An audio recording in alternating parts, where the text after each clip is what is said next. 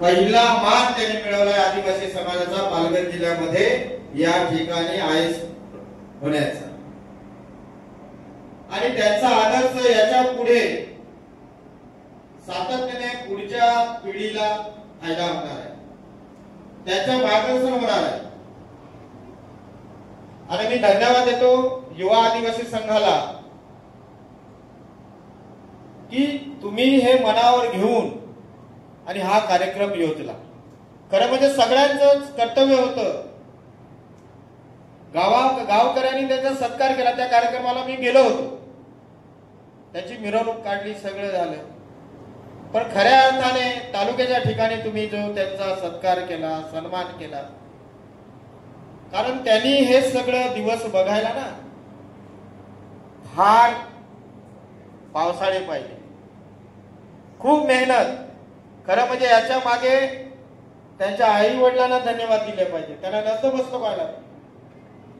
वर्ग 4 कर्मचारी, घरामध्ये अंधार, आजूबाजूचं वातावरण आहे, परंतु आई वडिलांनी जी अजय साहेबांची जी जिद्द होती, चिकाटी होती, त्यांनी ठरवलंच होतं की मी आयएस होणार।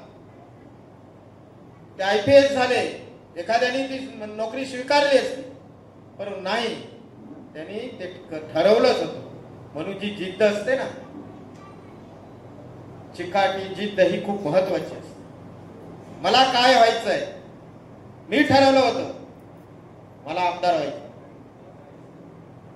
बऱ्याच लोकांना इथं वाटत होतं का हरिभाई आमदार होईल म्हणून, नाही वाटत होतं, पण मी ठरवलं होतं ना मी आमदार होईल, झालो। तसं त्यांनी आयएस व्हायचं ठरवलं होतं आणि ती चिकाटी काही नाही, सगळं आता 20-22 वर्षापूर्वी काही नव्हतं, शैक्षणिक वातावरण नव्हतं, आर्थिक परिस्थिती नव्हती, पण त्याचे आई वडील आणि त्याचे मामाचं नाव घ्यायला लागेल, आमचे भाऊ आहेत ते यदुनाथ होय, त्यांनी स्फूर्ती दिली, त्यांना हिम्मत दिली आणि त्याच्यातून आज ते झाले। याच्या पुढे हे आपण आपल्या समाजाला सांगितलं पाहिजे। मी तर म्हणतो युवा आदिवासी संघाला विनंती करतो की प्रत्येक कॉलेजला, प्रत्येक आश्रमशाळेत, प्रत्येक जिल्हा परिषद शाळेत यांचं उदाहरण दिलं पाहिजे, सांगितलं पाहिजे, तरच त्यांच्यावर संस्कार होते। बालपणी जे मनावर संस्कार होतात तेच आयुष्यभर टिकतात, चिरकाळ टिकतात। आणि म्हणून जर त्यांची मेहनत आहे, त्याचा आदर्श आपण नाही घेतला तर त्याचा काहीच फायदा नाही। आणि पहिला जो आयएस होतो ना, त्याला किंमत असते, अनेक होती।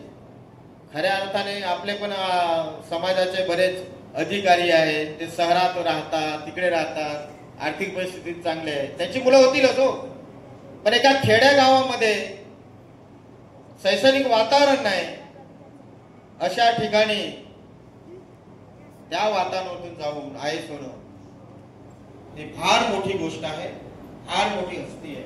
आणि म्हणून ज्या पद्धतीने आपण आपल्या जिल्ह्यापुरतं किंवा आपल्या तालुक्यापुरतं तरी आपण विचार केला पाहिजे। खूप मोठं त्यांनी हे काम केलेलं एक चांगलं उदाहरण, जसे अनेकांची रेवजी भाऊ चौधरीचं आपण नाव घेतो आपल्या भागात, तसे यांचं नाव घेतलं पाहिजे, सांगितलं पाहिजे, मुलांपर्यंत नेलं पाहिजे। आणि ते जेव्हा आपण करू ना, तेव्हाच अनेक अजय लोके गावागावात तयार होती आणि आयएस होती। आपला समाज पुढे न्यायचा असेल तर हजारो असे आयएस झाले पाहिजे, तरच आपल्या भागाचा विकास होईल। कारण आपल्या समाजाबद्दल ज्यांना आस्था आहे, आपला समाज बांधव प्रामाणिकपणे आस्था विचार करू शकतो, समाज घडवू शकतो, मार्गदर्शन करू शकतो। आणि म्हणून सगळ्यांनी अजय लोकेंचा आदर्श घ्यावा यापुढे, अशा प्रकारची विनंती करतो। आणि अजय लोके साहेब, ज्या वेळी तुम्हाला तुमच्या मनामध्ये कल्पना असते, ज्या वेळी तुम्हाला आमची मदत हवी असेल किंवा तुम्हाला सहकार्य हवं असेल, त्यावेळी तुम्ही जरूर सांगा। हे सगळी आदिवासी टीम, सगळे आम्ही तुमच्या पाठीशी सदैव आहात आणि तुम्ही विद्यार्थ्यांना किंवा समाजाला चांगला संदेश द्यावा अशा प्रकारची विनंती करून मी थांबतो. जय हिंद, जय महाराष्ट्र.